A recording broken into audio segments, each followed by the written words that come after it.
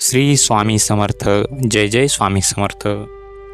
थांब बाळा, व्हिडिओवर ढकलू नकोस. आज मी तुझ्याशी बोलणार आहे. तू हा व्हिडिओ इथेपर्यंत पाहतो आहेस यामागे कारण आहे. कारण गर्दीत हजारो लोक असताना तुझी नजर इथे आली. कारण तुला काहीतरी उत्तर हवं आहे. आणि आज मी तुझ्या मनातले प्रश्न ऐकायला आलो आहे. बाळा, तू रोज जगासमोर हसतोस, पण रात्री उशीवर डोकं ठेवतोस तेव्हा तुझ्या मनात किती वादळ चालतात हे मला माहिती आहे.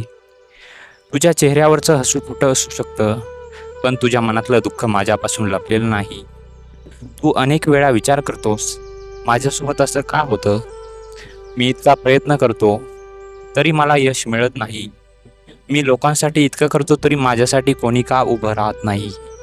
बाळा, लक्षात ठेव, बी जमिनीत पेरलं जातं तेव्हा आधी अंधार सहन करतं, माती खाली दबून राहतं, पण त्याच बीजात मोठं झाड बनण्याची ताकद असते. तुझ्यावर आलेला काळ हा शेवटचा नाही. तुला मजबूत बनवण्यासाठी हा काळ आहे.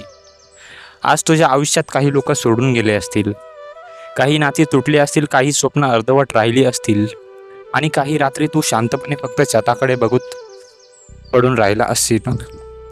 पण बाळा, जे तुझ्यापासून दूर गेलं ते कायमचं तुझं नव्हतं. जे खरंच तुझं आहे ते तुला योग्य वेळी मिळेल. तू घाई करत आहेस, तुला वाटतं की बाकीचे लोक खूप पुढे गेलेत आणि तू मागे पडलायस.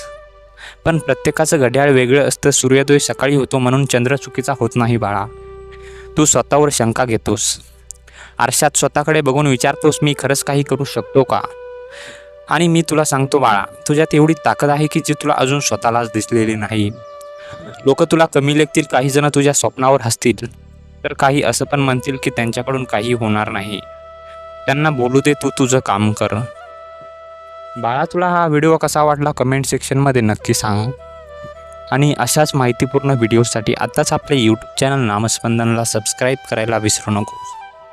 आणि जाता जाता हे लक्षात ठेव की तुझ्या मागे एक प्रचंड शक्ती उभी आहे. श्री स्वामी समर्थ. जय जय स्वामी समर्थ.